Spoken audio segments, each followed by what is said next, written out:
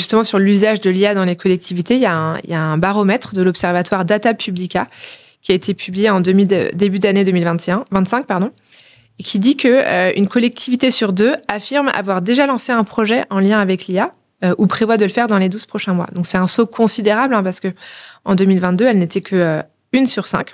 Donc on assiste clairement à une forme d'effervescence autour de l'IA, portée autant par l'effet de mode que par des promesses bien réelles d'optimisation des services publics. Est-ce que c'est un mouvement que vous encouragez ? Est-ce que vous vous reconnaissez dans ces chiffres ?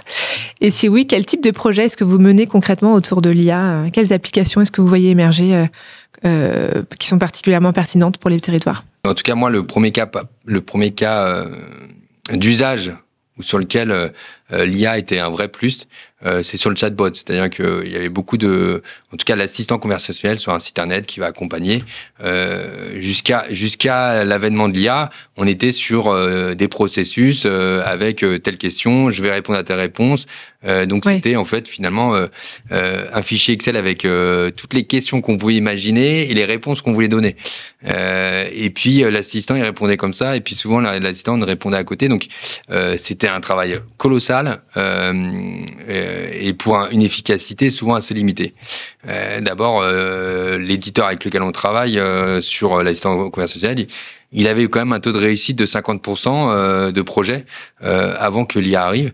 Et c'est vrai que l'IA, en 2 mois, vous avez mis en place un assistant conversationnel qui va récupérer les données sur votre site internet, qui va vous faire des réponses cohérentes.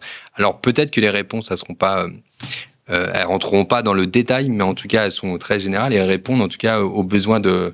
Donc là, c'est le premier cas qui a été vu. Le deuxième, c'est que voilà, il faut, je pense, acculturer, donc avoir un plan de formation pour nos agents sur des outils. Donc là, on a fait l'acquisition au niveau de la ville d'un outil Delibia qui permet d'avoir accès à un panel de délibération, d'accompagner en tout cas sur tout ce qui est rédaction avec différents outils qu'on trouve très intéressants.